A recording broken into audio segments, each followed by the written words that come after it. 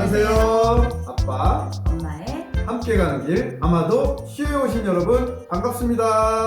예, 저는 4남매 아빠고요. 으쌰으쌰 아빠입니다. 네, 저는 2명 남매의 엄마 토닥토닥 맘입니다. 예, 오늘도 우리 예비 초등학교 어머님들을 위해서 가장 궁금해하신 도대체 초등학교 가서 우리 친구들을 어떻게 사귀어야 될지, 그리고 또 유치원 선생님과는 다른 담임 선생님을 어떻게 대해야 할지에 대해서 알아보도록 하겠습니다. 아빠님, 그 새아이를 초등학교에 보내셨는데 아이들이 친구 사귀기가 좀 어떠셨나요? 일단 저 같은 경우에는 큰애일 때 보면 엄마가 일단 거의 집에 계신 분들은 끝나는 시간에 맞춰서 네. 이제 아이를 마중을 나가게 되고요. 그때 보면 이렇게 저도 멀리서 가서 보면 어머님들끼리 또는 또 같은 반 친구인 친한 아이들끼리 뭐 놀이터에 가거나 또는 이제 그 집에 가거나 그래서 여자아이들은 좀 그렇게 노는 걸 봤고요. 남자아이들 지금 이제 저희 쌍둥이들 보면 일단은 끝나면 뭐 옆반이든 같은 반이든 상관없습니다. 학교랑 가장 가까운 놀이터로 우르르 다 몰려가서 예, 거기서 가방 던져버리고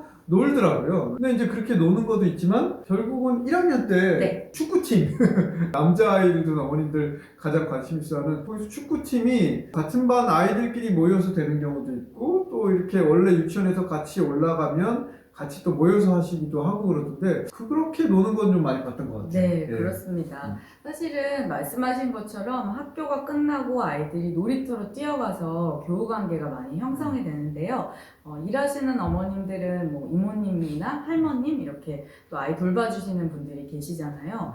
그분들이랑 해서 끝나고 놀이터에 가서 30분에서 1시간 정도 놀게 되는데 저는 이게 굉장히 중요하다고 생각합니다. 왜냐하면 그때 나가서 노는 것들을 어머니들이 가만히 보시면 내 아이랑 성향이 잘 맞는 친구 아니면 내 아이랑 정말 맞지 않는 친구 또 굉장히 거친 친구, 조금 온화한 친구, 뭐 다양한 친구들이 놀이를 하면서 다 그게 보이거든요. 그래서 그걸로 조금 내 아이가 좋아하는 친구가 어떤 유형인지도 파악할 수 있고요. 실제로 거기에서 이제 그냥 친하게 안 지내도 안녕하세요만 하고 이렇게 앉아 있어도 서로 누구의 엄마다라는 걸 인지를 하게 되면 나중에 그런 축구팀을 짜거나 팀으로 모여서 공부를 하거나 뭐 발레를 배우거나 뭔가를 할 때도 굉장히 좋습니다. 한번 본 어머니에 대해서는 좀 열려 있어요. 그 친구를 같이 껴서 뭔가 하고 싶거나 생일 파티에 부르고 싶은데 그 어머니를 한 번도 본 적이 없다. 그럴 경우에는 조금 망설여지게 되거든요. 그래서 그런 걸 생각했을 때는 사실은 이건 좀 민감한 얘기일 수도 있는데 이제 육아휴직을 워킹맘님들 많이 쓰시는데요.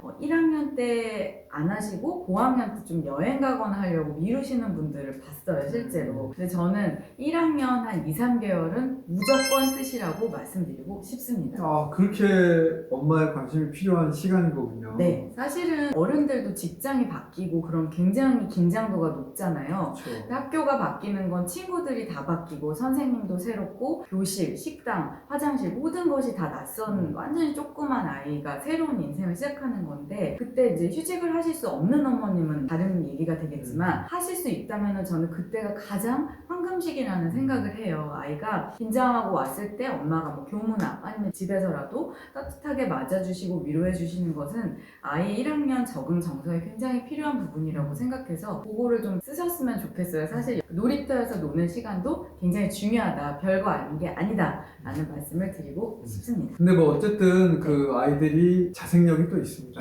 그래서 정말 일을 하시느라고 또 어쩔 수 없이 네네. 못 쓰시는 분도 계실 거라 그런 분들은 뭐 이모님이 계시던 또는 친정 엄마가 있던 간에 또 아이들끼리 사실 놀이터 가면 뭐 누구 엄마가 있고 없고 뭐 할머니가 나오고 네, 그건 중요하지 않습니다. 중요하지 네. 않더라고요. 그냥 친구가 있으면 됩니다. 그래도 거기서 맞으면 네. 뭐 갑자기 요새 또 그 키즈폰으로 전화 오더라고요, 엄마한테. 엄마 나 누구네 집에 가서 좀 놀다 올게. 뭐 이러고 막 1학년도 한 2학기 정도 되면 네. 자기들이 알아서 놀고 하거든요. 그럼요. 네. 초반에만 그렇게 이제 내성적인 친구들 같은 경우에는 사실 이제 엄마가 이렇게 나와서 계셔주시면 큰 도움이 된다는 이야기였고요. 실제로 따로 이제 외국계 디자인 회사 다니시는 이제 친구 어머니께서 3개월만 딱 휴직을 하시고 놀이터에 매일 과자 가방을 들고 앉아 계시던 분이 계셨어요. 근데 그분도 조금 내성적이시고 아이는 또 더 아이 성향이어서 더 그랬는데 뭐 하시는 거는 뭐 친구를 사귀신 것도 아니고 그저 앉아 계시고 과자 나눠주시고 이러셨는데 그 친구가 1학년 끝날 때는 엄청나게 인싸가 돼서 친구들이 너무 많아져서 생일 파티를 막 어딜 가야 되나 고민할 정도로 그렇게 지내는 걸 보고 제가 그런 노력은 필요하다라고 생각했고 3개월 만에 바로 돌아가셨어요. 그래서 다시 여의도에서 열심히 일하고 계시고 실제로 만약에 나는 휴직할 수 없다, 휴직 다 썼다 어렸을 때 하시는 분들한테 또 팁을 하나 드리고 싶습니다. 아이가 이제 놀이터 안 가고 집으로 오는 경우도 당연히 있잖아요. 그렇죠. 그럴 경우에는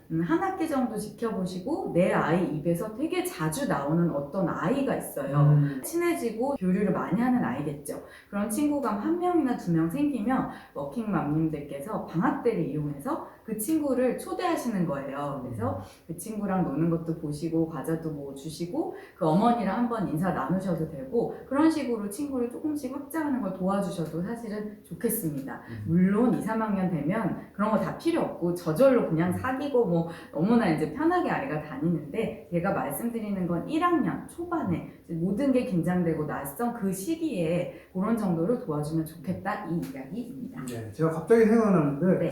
뭐 만약에 이렇게 3개월, 6개월씩 육아휴직을 쓰기 어려운 분들이라도 일주일에 한 번씩이라도 초반기에는 휴가를 해서 또는 뭐 반차만 내실 수 있다면 반차만 내시더라도 그 아이가 끝나는 시간에 마중 나가서 반드시 과자를 들고 아이들이 좋아하는 과자나 음료수를 들고 아이들 놀이터에서 놀 때 그냥 하나씩 아무 말 없이 주면 이 친구 엄마가 이걸 줬네 또 얘랑 같이 이렇게 노니까 이런 즐거움이 있구나 하는 걸 느끼게 되다 보면 또 아이들끼리 친해지면 엄마의 역할이 조금 더 줄어들 수 있으니까 그렇습니다. 어쩔 수 없이 그런 노력을 하는 게 좋을 것 같다는 생각이 드네요. 네, 그렇습니다.